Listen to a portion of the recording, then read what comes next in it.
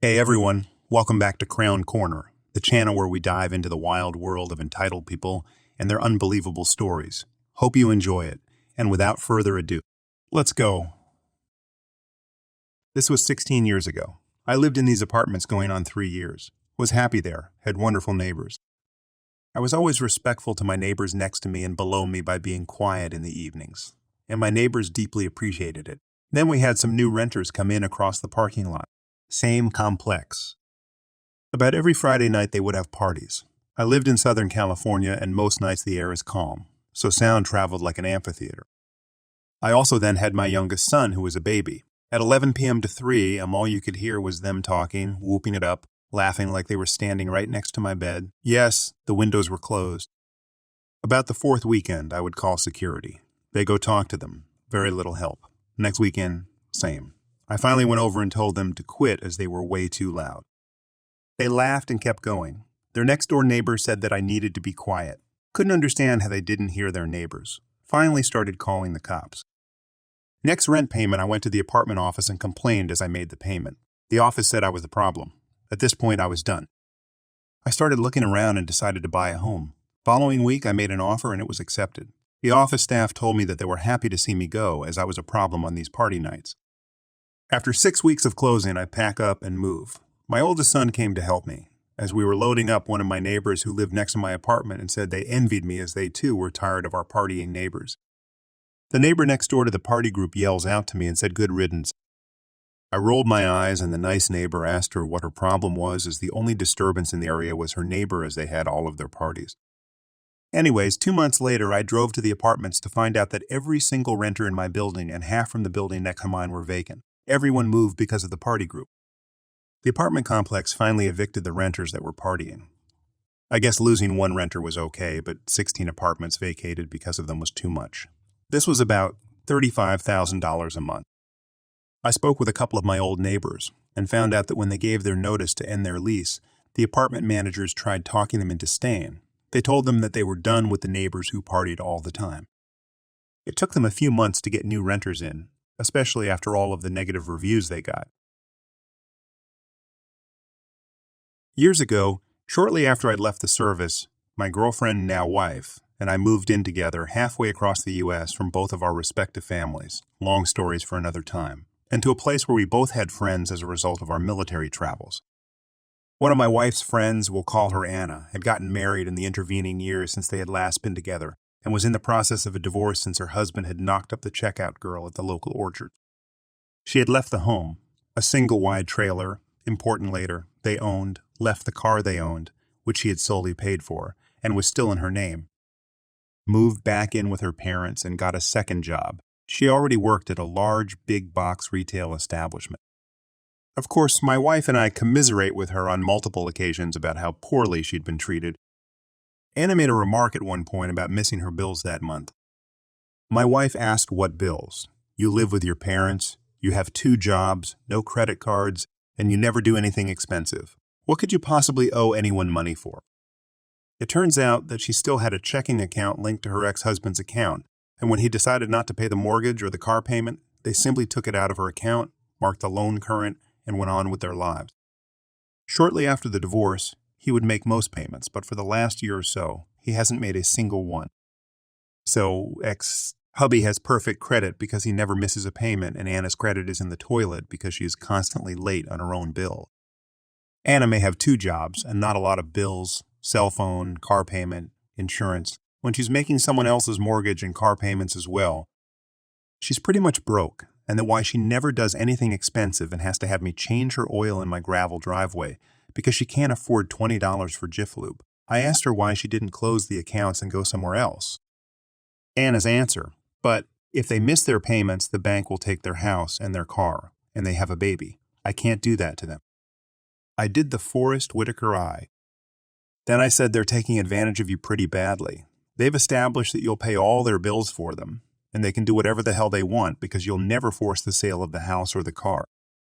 If I had an option to pay my bills or pass it off to someone I don't like, I'd let them do it every time. He's paying an electric bill and getting a free house, car, and everything else. And I guarantee you that he's handing these bills to the social worker and claiming he can't afford to live, so they'll give him WIC, food stamps, and everything else. You're funding the lifestyle of a jerk who cheated on you and a woman who knew he was married because every time she came over, she made him take your wedding pictures down so she didn't have to look at you while she got intimate with your husband. You're paying bills for a guy who is so dumb that he thought he couldn't get a woman pregnant he wasn't married to, and a woman who thought that because she was cheating, she wouldn't get pregnant. Those witches... You see, I may not give a rip about most of my family, but you do not mess with my friends. She gives it some thought and a couple of days later asks for some help out of this. I took her to my bank to get an account the next day. She moves her direct deposit, withdraws her money, and closes her old account. Next month, ex-hubby's bills don't get paid. We're watching a movie when he calls. She spends an hour in a screaming match with him telling him to pay his own bills. She's been charitable enough, and he and his new wife can pay for their own stuff. Then the penny drops. Remember earlier when I said the house was a trailer? Anna has been paying the mortgage on the trailer, but not the rent for the lot it's on. They never had her checking account. This entitled prick has been assuming she's been paying that too. She assumed he had. He hasn't even figured out what's coming yet. He's calling because he's pissed off she hasn't paid the lot rent in forever, and he's being told to pay up, move his trailer, or they'll do it and hold the trailer in arrears until the bill for moving it is paid. He's calling to ask her for another $6,000, or they'll lose the home they both love so much. Now, up until this moment, Anna had been this sweet, wonderful gumdrop of a person. The type of person that it should be legal to slap if they're encountered before 9 a.m. The relentlessly sunny person that you send into the room to cheer up Tinkerbell. For the better part of a year, I haven't heard this woman say a bad thing about anybody. Until tonight, until this guy called to complain that she hadn't been paying enough of his bills. And she loses her mind. She lights into this guy that he'd better figure it out because he's not getting another penny from her ever again. And while he's figuring out who to beg, borrow, or steal that money from, he may want to get a little extra since he's about to get the overdue notices for the house and the car too. He starts screaming so loud I can clearly hear what he's calling her from across the room before she calmly hits the end button, flips the phone over, pops the battery out, sets them both down on my table, hits play on the VCR, morphs back into her normally sunny self, and offers to make popcorn. Monday morning, she went to the lawyer, filed a no-contact order, filed for bankruptcy. Her credit was already a mess. There were bills her name was on, and she didn't want that splatter all over her. And called the dealer that owned her car note, told her she couldn't make the payments anymore, and offers them a voluntary repossession, has them bring out their tow truck, and meets the driver with the keys and the paperwork. Signs them forms? Asks the driver. Oh, so sweetly to drop her off at her parents' house on the way back to the dealer and waves at her ex from the passenger seat of the tow truck as he comes running out of the trailer wearing only a towel. Over the course of the next month or two, he lost his job because he couldn't get to work anymore. His wife had to go back to weighing pears at the orchard. Turns out she'd left her job when Anna was paying for everything, and sell his record collection, which was what he'd been spending his money on while someone else was paying for everything. On the bright side, I picked up original vinyl copies of Abbey Road and Yellow Submarine for a total of $5 because his idiot wife running their yard sale didn't understand why the old crappy records were worth anything anyway. And that's how Tinkerbell burned some entitled jerk's life to the ground. So, there I was, just another day in the grind, making my way home from a hellishly long day at work. Man, that 9-to-5 routine can really suck the life out to you. Anyways, I had plopped myself down on the bus, desperately trying to tune out the world with some music. My playlist was blasting some classic rock, the kind that makes you feel like a badass, even if you're just riding the bus home. So, I'm in my own little world when this lady, let's call her Karen, for obvious reasons, decides to make my ride home a lot more interesting. She saunters in and heads straight for the elderly and disabled seats. Now, keep in mind there was this sweet old lady who had just gotten on the bus after me. She looked like she could use a seat more than Karen, who seemed perfectly capable of standing. The old lady, she wasn't having none of it. She marches right up to Karen and says, "Hey, sweetheart, you're sitting in the elderly seats. You ain't supposed to be here?" Karen, instead of doing the right thing and offering her seat to the old lady, decides to be all rude and defensive. She goes, "Well, I don't see no sign saying these are elderly seats. Besides, I'm tired too." I swear at this point, I was ready to roll my eyes into another dimension. I mean, it's pretty obvious, right? These seats are right at the front, with the sign that clearly says elderly and disabled. But Karen was having none of that. The old lady, though, she ain't one to back down. She gives Karen a good long stare and says, "Honey, if you can't see the sign, I'm pretty sure you need these seats more than I do." Now, Karen, she starts making up the most ridiculous excuses. She's like, "I have a condition. My feet hurt, and I can't stand." I couldn't help but chime in. I said, "If your feet hurt, maybe you should see a doctor instead of taking seats meant for the elderly." Karen wasn't too thrilled about my input. She shot me a nasty glare, but I was just getting started. The old lady, she was on fire by now. She says to Karen, "You young folks these days think you're entitled to everything. Back in my day, we respected our elders." I gotta admit, I was silently applauding the old lady for dropping that wisdom bomb on Karen. But Karen, she was like a kid throwing a tantrum. She actually grabs onto the handrails above the seats and starts shaking them, muttering something about bus regulations and how she's got rights. The old lady ain't having none of this nonsense, so she starts giving Karen a piece of her mind. "Rights? You talking about rights? Well, it's my right to have a darn seat when I can barely walk." That's when things really hit the fan. Karen, all red in the face, decides she's had enough. She pushes the old lady, and I mean shoves her, into one of the seats. "There, you happy now?" she snarls. I couldn't believe it. I mean, I was just a passenger minding my own business, but this was too much. Nobody messes with the elderly, not on my watch. So I get up and I'm like, "Hey, that's way out of line. You can't just shove someone like that." Karen turns on me and she's seething. "Mind your own business, you busybody." I ain't one to back down from a confrontation, especially when it's about doing the right thing. I say, "Nah, I ain't gonna do that. This is my business when someone's acting like a jerk to an old lady." By now, the whole bus is watching the showdown. People are whispering. Some are even recording on their phones. The bus driver, probably realizing this ain't gonna end well, finally decides to step in. They pull over and say, "All right, folks, what's going on here?" Karen, being Karen, decides to double down. She tells the bus driver, "This old lady's harassing me. I want her off the bus." The old lady ain't having none of that either. She points at Karen and says, "She pushed me. I want her off the bus."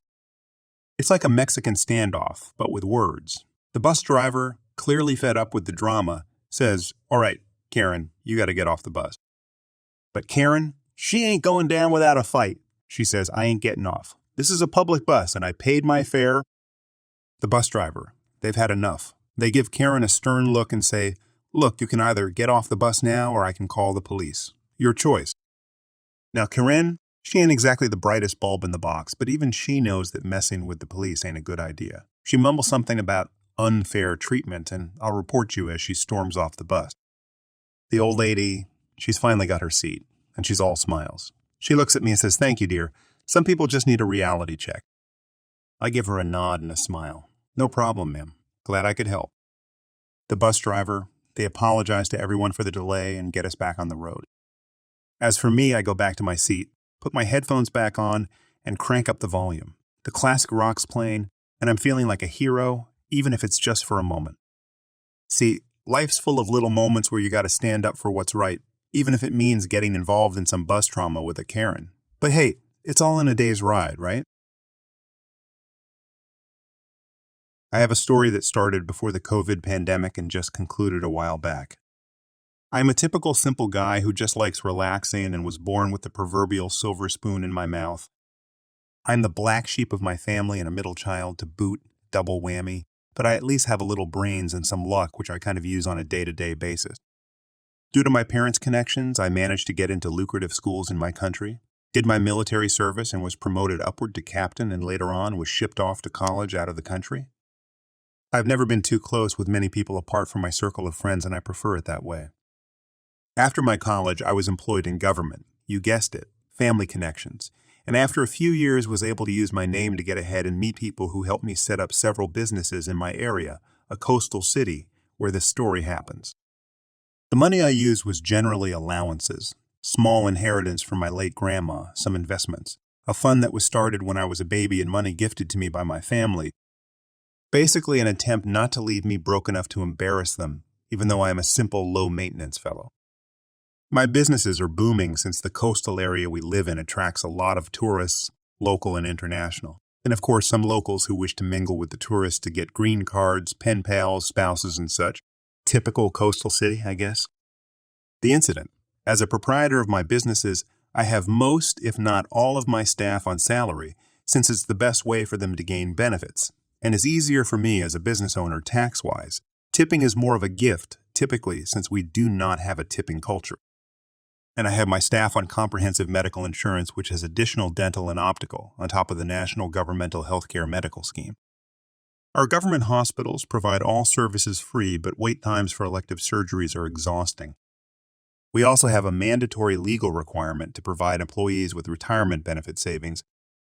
Minimum of 21 working days leave, I give 30, and my businesses offer paid overtime, unhindered medical leave for surgery and serious conditions which can be extended, as well as allowances to seek treatment such as chemo or dialysis. One of my female employees, an older lady who was brilliant and had moved up the ranks to manager and was adored by all, was booked for a hysterectomy since, as she told me, she was at risk of cervical cancer as her mother had passed from it a few years back, and since she already had 4 kids, it was the most logical step. She did her due diligence and found a private hospital, which was in our system where she could have the procedure done. On the planned date, she applied for leave days, which we obviously rejected since this fell under the scope of medical leave. She went on to have the procedure successfully and had a quick recovery time. The bill was to be catered for by the company insurance, and we had made sure to get all the necessary pre-authorization. A few months later, she came to work looking distraught, and in all honesty, we thought that she had been told that she had gotten cancer since she had asked for a day off to go for review and tests. But what happened was much worse. She had been given a bill by the hospital since the insurance had refused to pay for it, citing that it was not in the scope of cover. We were livid since we had made sure everything was in effing order. I sent my accounts manager to go have a talk with the insurance people as we tried to calm her down. The manager came back super angry and told me that basically after showing them the evidence, the insurance people just told him to buzz off. I decided to personally go visit that office and get a clear understanding of what was happening. They kept me waiting for an hour, and even after that had the audacity to inform me the director from the head office who was in the area had declined to meet me because he was busy.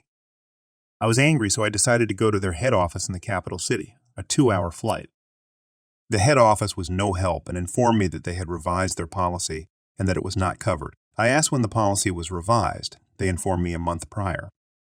I informed them the surgery was done 5 months prior, and we had all the documents. They claimed that it was a 12 months retrospective. I inquired why I was not informed of it since this was big news, and I've held policies with them, and they told me that they had informed their large clients and would inform the other clients when their insurances were due for renewal. I demanded to speak to their boss, company vice president, since the CEO was not around, and they boldly told me he had no time for me and frankly that, in verbatim, "We are a large company and have no time to argue semantics with low-end clients. If you don't like it, you can frankly leave and find a new insurance company." The revenge. If I had been initially angry, I was full-blown mad. I was livid and filled with rage. In all my years, I may have experienced some disrespect, and I accepted it not to make problems, but this time it went too far. I decided in the heat of the moment to switch everything and be done with them. I flew back home and just plain went to the hospital and settled the bill in full and took the receipt to my employee, who initially insisted that she would do anything to pay me back, but I refused since it was no way her fault and I wouldn't accept it if she pays for something that was way out of her control. I had a few days to cool down and talk with my directors. The words still etched on my mind. I asked how long it would take us to switch to another insurance. They went ahead and checked out a few large rivals of the insurance we had and discovered that if we switched, it would take 6 months for the new insurance to provide full coverage. The firm we picked, who I'll call New Insurance, offered us a way better deal to the one we had, and not only comprehensive cover, dental and optical. They also included mental health cover, physiotherapy and occupational therapy cover, rehabilitative services, mobility device acquisition, prosthetics and wheelchairs for some of the disabled employees, smart cards for direct payment on outpatient visits, kind of like a debit card, and a dedicated team of relationship managers, death and funeral benefits, and an expanded coverage area, plus up to 6 dependents plus spouse cover. It would cost me a little more, but I didn't really care. The people who dealt with us from our previous insurance, which I'll call old insurance, seemed unfazed that I was pulling my company from them since they thought it was just a small business. They looked puzzled when I came in with several people and a few boxes of documents. What they failed to realize was that apart from that one business, which is a restaurant, I have 3 popular bars, a cab company, a hotel resort, cleaning service chain, a building and residential guard service, and several rental buildings in the town and around the country.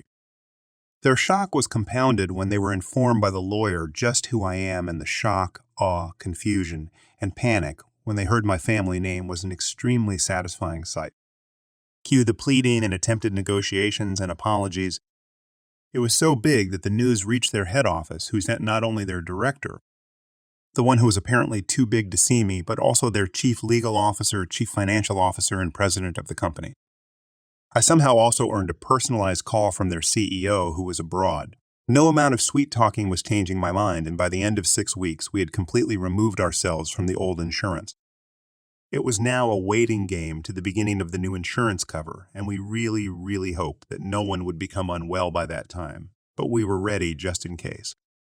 In that waiting time and after the new insurance commenced, I talked to my friends and my family on one of my holiday visits. My older brother's kids adore me, and my family kind of realized they were holes to me and are trying to re-enter my life, and thought that was that. Aftermath.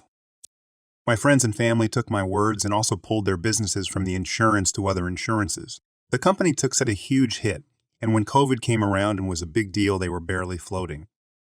They went into receivership soon after, and were acquired by the insurance I had moved to, who happened to be their greatest rivals. The directors and CEO were given their golden parachutes and resigned, and most of their employees were luckily retained, apart from the senior executives, including the ones who told my manager to buzz off. In a cruel twist of irony, the building they were operating on in our town was sold, and if you guessed I purchased it, you would be absolutely correct. I decided to remodel the inside and turn it to a business rental space. All in all, it was a bit of a sweet payback, and wherever they are, I hope those disrespectful guys learn that everyone is human, and they are not above anyone, and remember that karma is a cold and heartless witch. Enjoying the stories yet? If you do, please subscribe, like, and comment. This happened a few days ago, and I'm still really in disbelief. I like fishing, and my style is mostly done from sandy beaches. It is 5:30 in the morning in early March, and of course no one is there. I chose a place near my parking spot so that would be easier for me to transfer all my fishing gear. Just so you know, fishing with poles in my country is legal in every beach as long as there are no umbrellas, but out of courtesy. I never do it in the timeline that normally people swim in, so mostly really early in the morning or after sunset. I started fishing completely alone on a huge beach, 5 km of sandy beach, and it is so relaxing just watching the sun rise, drinking my coffee, listening to the waves, and enjoying life. At about 8 p.m., a car parks next to mine. Strange, since it was a huge parking lot, but at the same time I was bringing in a fish and didn't give too much attention. 2 old ladies came out of the car and came and sat right next to me. Again, we are alone in a huge beach, completely empty. I smile at them, thinking they probably saw that I just caught a nice fish, and they're just curious. Boy, was I wrong. They both started walking towards the sea right in between my fishing poles. Excuse me, can you go like 10 meters away to swim? I am fishing right here, and it might be dangerous for you. We always swim here, one of them says, then continues to move towards the sea. Yeah, you can swim here. Just go 10 meters left or right from the poles. As you can see, I am fishing here. The other Karen spoke up as well. She told you we are always swimming here. You should move. But I'm here now. The beach is empty and I'm already set up. Can you please move just a bit to the left or to the right? You shouldn't be here. This is where we swim. And they continue going in the sea right in between of my poles. I look at them as they slowly go in, not wanting to escalate the situation. I started to roll in one of the poles so that I would go a bit further from them, afraid that they could get hurt even if the odds of them stepping on a hook was minimum, since I throw them about 100 meters away in a depth that they couldn't really reach bottom. Before I managed to finish the first, one of them, who was in the sea up until her knees just touched the line of the second one, starts screaming. There goes my relaxing Sunday morning. They both came out yelling at me that they could get hurt, and they will call the police because it was illegal for me to be there. And so they do. I told them that I warned them that I was fishing and nothing really happened, but they were having none of it. 10 minutes later, the police arrived. They went there almost running as soon as the officers parked and started yelling. I followed them to tell my side of the story. What seems to be the problem here, this man was fishing here while we were swimming and I almost died because of him. You should arrest him. He tried to hurt my friend. How did he try to do that? I was tangled in his line and I almost drowned. Where did you get tangled? Here she shows the officer her arm. There's no mark or anything indicating that you struggled. She almost died, officer. Arrest him right now. It is your job. The police officer who is talking to them sees the empty beach, the two crazy old ladies yelling at him, not a mark on them. They're not even wet, and then ask me what happened. Well, officer, I was fishing here when these two ladies came 20 minutes ago and sat right next to me. As you see, the beach is completely empty, but they choose to come here because, as they said, this is where they swim. I warned them that I was fishing and that they should just go a bit further, but they didn't listen. I started rolling in the poles to eliminate any chance of them getting hurt until one of them just touched the line and started screaming. He is lying. We were here first, and he just came and started fishing. I am literally here for almost 3 hours now. Then something really cool happened. The officer asks which one is my car and which one is the old lady's. I show him my car and he goes there and touches the hood. Then he proceeds to touch the old lady's car. He then returns to us. Do you know that it is illegal to lie to a police officer, furthermore accusing someone falsely? Both crazy ladies looked in disbelief. Another officer shakes his head and asks, Why would you do that, ladies? Sir, would you like to press charges? Yes, sir, I would. Please, ladies, put your hand behind your back. You are under arrest. They look terrified and complied. You can see the shame in their eyes, and I am smiling, thanking God that these officers were so good in their job. It could have been such a different story if someone else was there. So for the next 4 hours, I was in a police station waiting to give my statement, smelling fishy and certainly wasn't as relaxing as planned. At least I wasn't arrested. I ended up dropping the charges since I've spoken with one of their kids who was quite reasonable and apologetic, but still that went into their record and probably won't try something like that in the future, to me or anyone else, after this humiliating experience. I was an observer in this whole affair, but to say I didn't enjoy the hell out of it would be a lie. Company A did fencing walls, barriers, etc. Company I was run by Bob. Bob was a real upstanding guy, took over the business from his father and really grew it into something big. Bob had an employee, Jake. Jake had been with Company A for quite a few years, but Bob and Jake always rubbed off on each other in the wrong ways. Bob always felt like Jake was the king of shortcuts and shoddy workmanship. When Bob took over the company from his dad, Bob applied more pressure on Jake to bring up the quality of his work or be let go. Eventually, Jake got tired of the increased pressure and quit and formed his own fencing company called Company B. Here's where I come in. I started a job in a company providing business services to small to medium-sized businesses in the area, and both Company A and Company B became my clients. This was several years after Company B had formed. From my outside viewpoint, Company A was that local company that's been around forever that does good quality work that you can trust. But they aren't going cheap. They never try to be cheap, but you can trust them. Company B was the young startup who was cutting corners and being competitive in every way possible, often by lying or misleading its customer. That's when Company C came in. Company C was building a production facility in the area and wanted a wall with gates around its new production facility. This was going to be a big contract, and really the only two players in the area that could possibly do this job was Company A or Company B.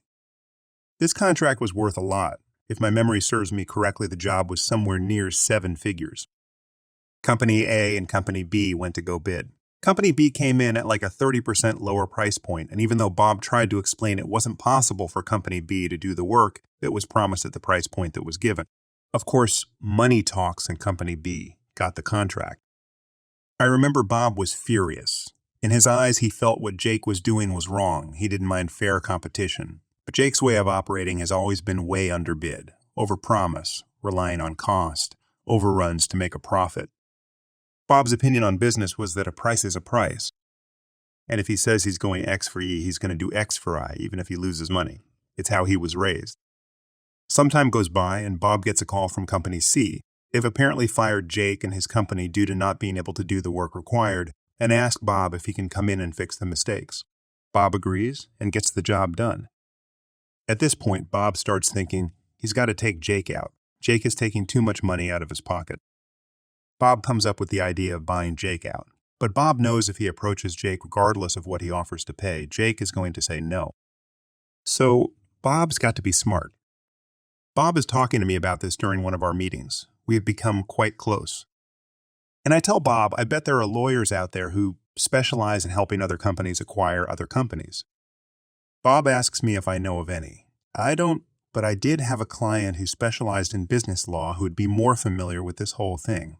I give Bob his contact info, and Bob thanks me. Bob contacts the lawyer and tells the lawyer what he would like to do. The lawyer tells Bob a lawyer who used to work for him now works for a firm that specializes in mergers and acquisitions, and if Bob wanted to buy out Jake's company, he's confident this firm could get it done. Also, this firm was in the big city, far away from their small community, so it's unlikely Jake would know what's truly going on. Bob contacts the firm and says he wants to buy out his competitor and would like to enlist their services. Now, this is already getting a bit longer, so I'll get to the point. This firm ended up buying Jake's company, lock, stock, and barrel, and gave the company to Bob. All the while, Jake was completely oblivious to the fact that his arch-enemy has just acquired his very own company. I recall Bob describing to me the day he walked into Jake's company with such delight. Bob was told he owned the company, Jake had been paid, and was expecting to meet the new owner of the company that pleasant Monday morning. Jake was given the title of general manager and was considered second in command now. So Bob walked into the building that once belonged to Jake with his documents and the lawyer that had helped him acquire the firm, who Jake was familiar with. Bob walked into Jake's office to Jake's surprise. Hi, Bob. Hi, Jake, how are you? I'm good. What are you doing here? Oh, nothing much. Just thought I'd come check out my newly acquired business. Sorry, Jake, you sold your company to me. I did what? No, I didn't. I sold it to XYZ. XYZ is the law firm I hired to organize the transaction. I am now the owner. That's bullcrap. Here's the documents. Lawyer who Jake was familiar with confirmed this was all true.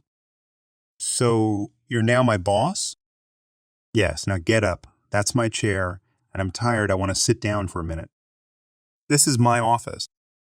Bob, this is my company, and I've decided that this office is now my office, so I'm going to need you to get out of my chair. Jake gets out of chair. Great. Well, have a seat, Jake. Thanks. Jake, I think the first order of business today is getting rid of redundancies. What do you mean? Well, you see, Jake, whenever a company acquires another company, you get overlap, redundancies. 2 human resources departments, 2 secretaries, 2 accountants, etc. But now it's all one company, so now you have redundancies, overlaps, which is quite frankly a waste of money. Yeah, and I don't need 2 owners working for one company. And he laughs and tells me he had the biggest grin on his face. Jake, it's become apparent that your services are no longer required and effective. Immediately, you are terminated. Protested? The decision is final. You may collect your personal belongings and leave the premises. What time did you get to work this morning? 7 a.m. Great. So you've been here for 2 hours. I'll make sure payroll pays you out for 2 hours on the agreed-upon rate in the buyout agreement. Have a nice day. So you're just firing me? Just like that? Yup. Should have done this long ago. What about my family?